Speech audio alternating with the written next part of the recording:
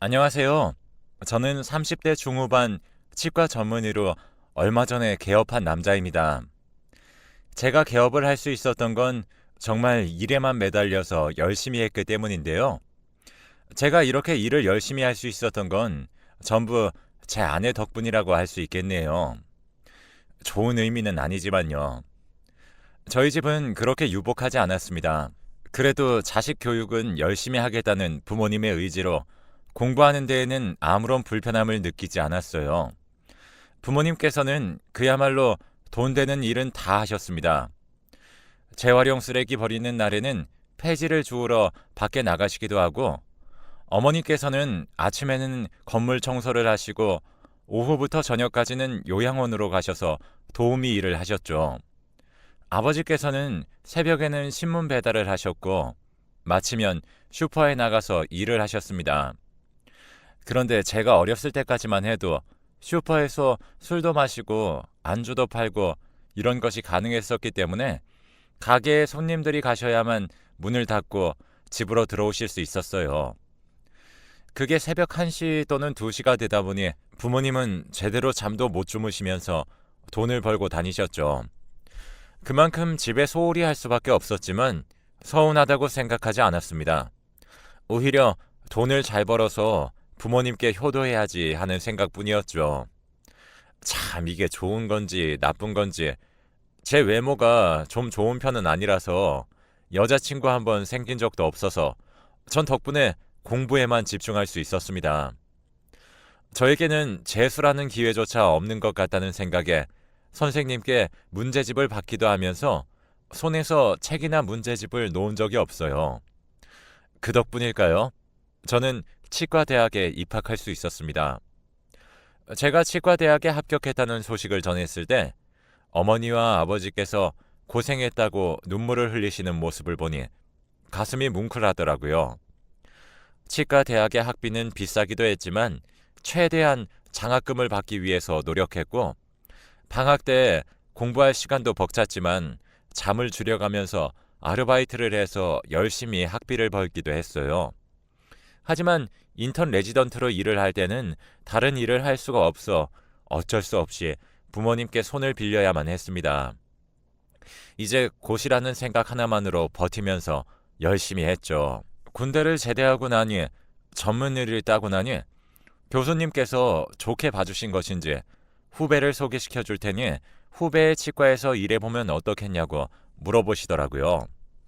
저는 어차피 개원을 할 수 있을 정도의 금전이 없었기 때문에 교수님의 제안을 흔쾌히 받아들였죠.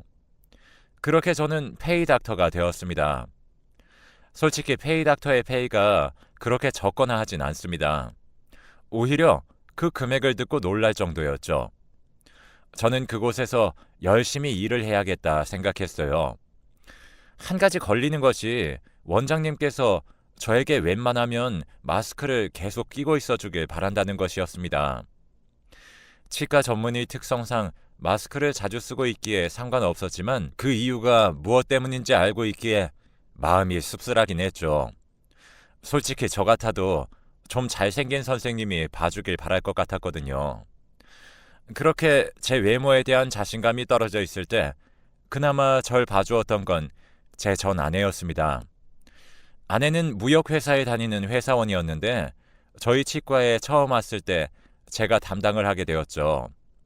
사랑니가 난 것 같다고 하면서 찾아온 그녀를 보았을 때 사람이 이렇게 예쁠 수가 있구나 하고 놀랐습니다. 치료를 시작하려고 하자 무서운 듯 갑자기 오들오들 떠는 모습에 괜찮냐고 물어보니 어렸을 때 치료가 너무 아팠던 기억이 강해서 치과 치료를 무서워한다고 하더라고요. 그래서 저는 아프지 않게 바르는 마취약을 먼저 바르고 얇게 마취를 먼저 넣은 후 깊게 마취를 했습니다. 생각보다 아프지 않다는 것을 알게 된 그 사람은 잔뜩 굳어있던 몸을 풀고 조금 편안히 치료를 받더라고요. 다행히 사랑니가 누워있지 않아서 치아를 발치하는 것처럼 하면 되는 상황이라 큰 수술까지는 필요하지 않았죠. 치료가 끝난 후 저는 진통제를 처방해 주면서 마취가 풀리면 정말 아플 수 있다. 그러니 마취가 깨기 전에 약을 먹는 게 좋을 것 같다고 말해 주었어요. 연신 감사하다고 말하고 나가는 그녀의 표정은 개운해 보였습니다. 그리고 일주일 뒤 실밥을 뽑으러 왔을 때에는 저에게 마카롱을 주더라고요. 감사하다고 하면서 말이죠. 그 일을 계기로 저희는 연락을 주고받는 사이가 되었습니다. 하지만 저는 그녀에게 마스크를 벗은 모습을 보여준 적이 없었어요.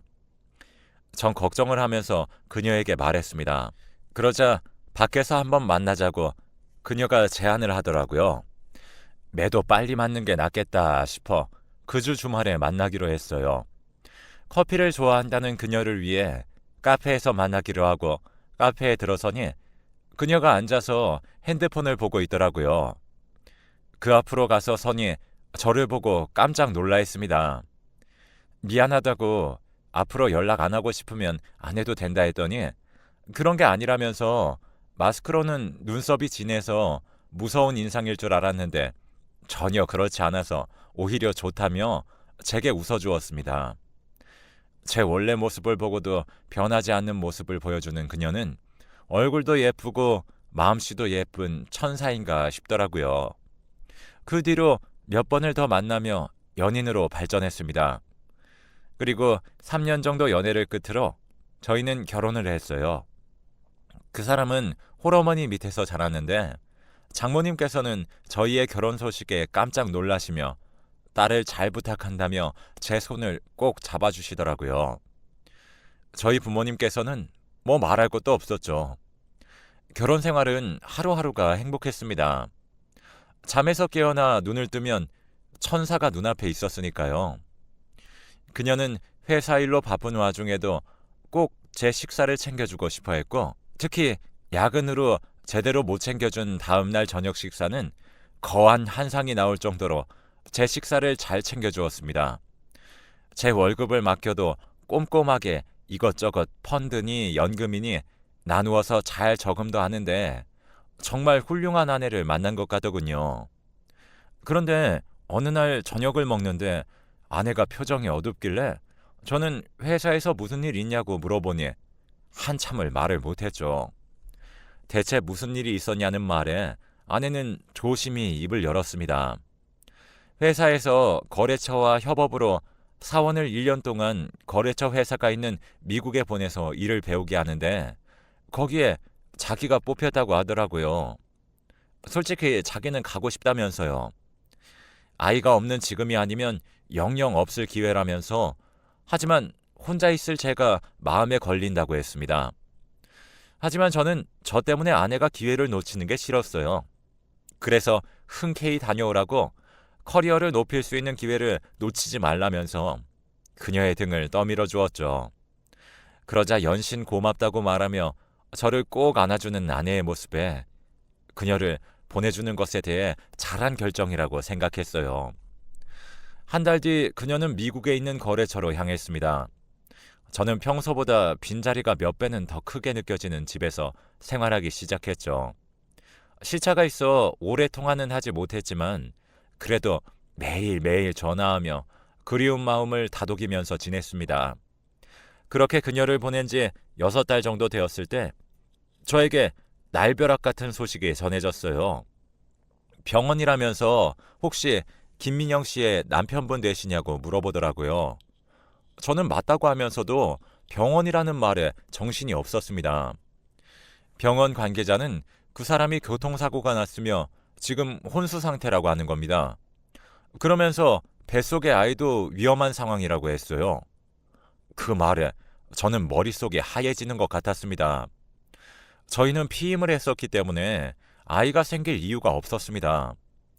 저는 우선 사실 확인을 위해서 병원에 갔어요. 제가 일하는 병원에 집에 급한 일이 있다고 하니 어서 퇴근하라 해주셨기에 바로 아내가 있다는 병원으로 향할 수 있었습니다. 간호사에게 환자의 이름을 말하니 병실을 알려주었고 저는 병실에 아내의 이름이 있는 것을 확인하고는 잠시 망설였습니다.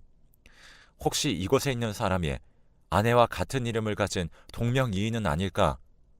아직 그 사람이 한국에 돌아오려면 6개월은 더 있어야 하는데 도대체 왜 이곳에 있는 것일까? 뱃속의 아이는 무슨 말일까? 등등 잡다한 생각이 머릿속에 지나쳤지만 일단 확인을 하기로 했죠. 2인실 안으로 들어가자 그녀가 몸 곳곳에 붕대를 감은 채 누워 있었습니다. 그리고는 배는 한눈에 보아도 알 수 있을 만큼 부풀어 올라 있었죠. 저는 잠들어 있는 아내를 한참 동안 바라보다 간호실로 향했어요. 그리고 뱃속의 아이가 위험하다 말했었는데 그건 어떻게 됐냐고 물었더니 다행히 둘 다 안정이 되어 지금은 걱정 없다고 말하는데 왠지 기분이 이상했습니다. 아내의 뱃속의 아이는 제 자식일 거라고 생각하면서도 안정이 되다는 말이 딱히 기쁘지 않더라고요. 원치 않았던 아이이기 때문일지도 모르겠다고 생각하면서 아내가 깨어나면 대체 왜 한국에 있는지부터 물어봐야겠다고 생각했습니다. 잠시 후 경찰이 병실로 찾아왔어요. 아직 아내가 잠들어 있었고 마침 제가 있었기에 어떤 상황인지 대략적으로 설명해 주기 시작했습니다. 들어보니 이제 갓 20살이 된 학생이 운전면허를 따자마자 친구들과 함께 차를 끌고 나왔는데 친구들과 대화를 하다가 운전에 제대로 집중하지 못해 일어난 사고라고 하더군요. 에어백 때문인지 차 안에 있던 학생들은 크게 다치진 않았다면서 그 학생들의 부모님들이 합의를 원한다고 이야기를 했습니다. 그 말에 저는 지금은 아내가 정신도 못 차리고 해서 생각할 겨를이 없으니 며칠만 뒤에 다시 이야기하고 싶다고 했고 경찰은 알겠다고 했죠. 그리고 병실로 돌아와 들어가려고 하는데 이야기 소리가 들렸습니다. 아내가 깨어난 것인지 아내와 장모님의 이야기 소리더라고요. 안으로 들어가려던 저는 이내 들려오는 내용에 발을 멈춰야만 했습니다. 장모님은 왜 저를 속이려고 했는지 아내에게 물어보시더라고요. 그랬더니 그녀는 도저히 제 얼굴을 닮은 자식을 낳을 수 없었다면서 낳아봐서 아는데 첫째는 아빠의 얼굴을 많이 닮는 것 같다면서 요즘에는 어려서부터 외모 차별이 심한데 그런 힘든 일을 제 자식이 겪게 하고 싶지 않은 마음이었다고 말을 했어요. 그러면서 지금 뱃속의 아이는 저와의 아이라고 거짓말을 하고 키울 거라고 말을 하더군요. 저는 뒤돌아 집으로 향했습니다. 두 사람의 이야기를 들어보니 아직 제가 온 것을 모르고 있는 것 같았습니다. 집에 누워 있는데 아내의 목소리가 계속 귓가에 맴돌았죠. 그러다 문득 아내가 이미 나아봤다고 이야기를 했던 것이 생각났습니다. 저도 모르게 소파에서 벌떡 일어났어요. 그리곤 문득 생각이 들어 인터넷 뱅킹으로 아내의 계좌에 들어가 봤습니다. 쭉 살펴보니 저도 모르는 사람에게 매달 50만 원의 돈이 입금되고 있더라고요. 저는 그 내역을 프린트해 놓고 혹시나 하는 생각에 아내가 다니던 회사에 전화를 했어요. 그리곤 아내를 연결해 달라 부탁하니 아내는 6개월 전에 퇴사를 했다고 하는 게 아니겠습니까? 머리가 어지러울 정도로 충격을 받았죠. 더 이상 그 어떠한 생각도 하고 싶지 않더라고요. 하지만 일은 해야 했기에 출근을 위해서 잠을 자려고 했지만 계속되는 생각에 뒤척이다가 밤을 샜습니다. 다음날 아픈 아내보다는 장모님과 이야기해야겠다는 생각이 들어 아침 일찍 장모님 댁으로 찾아갔는데 어디론가 향하시더라고요. 저는 왠지 모르게 뒤따라 가봐야 한다는 생각이 들어 장모님의 뒤를 몰래 따라가니 어디선가 할머니 하고 부르는 소리와 함께 어떤 아이가 달려와서 장모님 다리를 꼭 안더라고요. 그리곤 아이의 뒤에 있던 잘생긴 남자가 장모님에게 장모님 오셨어요? 라고 말하면서 웃었습니다. 제 아내는 외동딸이었기 때문에 지금 이 상황이 이해할 수 없었죠. 하지만 그 다음 이야기가 더 충격이었어요. 장모님은 표정을 굳히시면서 어쩌자고 자기 딸과 애를 또 만들었냐고 지금 사위와 있으면 팔자가 펼 텐데 대체 왜 그랬냐고 나무라시더라고요. 그 남자는 웃으면서 그 사위 덕분에 양육비 받아서 그나마 살 것 같다고 실수로 애가 생겨버렸다며 웃는데 그 얼굴에 주먹을 갈겨주고 싶었습니다. 아내랑 저 남자가 만나던 모습이 상상이 가서 마구 소리치고 싶었지만 꾹 참고 집으로 돌아왔죠. 분노로 머릿속이 새하얗게 변했고 어떻게 집에 왔는지도 모를 정도였습니다. 저를 기만하고 노란한 두 사람과 모든 걸 알면서도 모른 척한 장모님까지 그 사람들에게 복수를 하고 싶더군요. 고민을 하고 있는 찰나 아내에게서 연락이 왔습니다. 병원에 왔었다고 들었는데 퇴근 후에 와줬으면 좋겠다고 하면서요. 대체 어떤 식으로 이야기를 할지 궁금했죠. 퇴근 후에 병원으로 향하니 저를 보고 아내가 반가운 표정을 짓더군요. 제게 밥은 먹었는지 안 먹었으면 병원 밥을 같이 먹는 것은 어떤지 등등 이런저런 시시콜콜한 이야기를 하더라고요. 하지만 전 그런 이야기를 들어줄 생각이 없었습니다. 그 사람도 제 상태를 눈치챘는지 미안하다고 아이 때문에 몸 상태가 정상이 아니게 되어 한국에 급히 들어왔는데 아이를 별로 원하지 않던 제가 생각나서 망설이다 친정으로 갔고 제게 말하기 위해서 저에게 오는 길에 이렇게 됐다며 말도 안 되는 거짓말을 하더라고요. 그러면서 배를 사랑스럽게 쓰다듬더니 우리 아이가 딸이라면서 얼마나 사랑스럽겠냐고 이야기를 하는데 저도 모르게 우리 딸이 아니라 당신 둘째겠지 라는 말이 툭 튀어나와 버렸습니다. 그 사람은 깜짝 놀라서 저를 보더라고요. 그래서 말했죠. 이미 다 들었다고. 내 얼굴은 물려주고 싶지 않아 하지 않았냐. 그래서 그 뱃속에 있는 애는 내 자식이 아니지 않냐고요. 첫째는 아빠 얼굴을 닮는다고 하던데 그래서 그런지 첫째가 꽤 예쁘더라. 둘째도 당신 닮으면 예쁘겠다고 비꼬듯 말했습니다. 그 사람은 표정이 굳은 채로 가만히 있었고 언제 오셨는지 모를 장모님이 병실 안으로 들어오시더니 무릎을 꿇으시더라고요. 이런 일이 일어나서 미안하다고 다 자기가 죄인이라면서 그때 사단이 났을 때 해결했어야 하는데 미안하다 말하고 싶었지만 차마 입이 떨어지지 않았다며 이 결혼을 끝까지 지키고 싶다고 이야기를 하시더라고요. 그래서 제가 돈 때문이냐고 솔직하게 말해달라 했어요. 그러자 아내가 체념한 듯 맞다고 하더군요.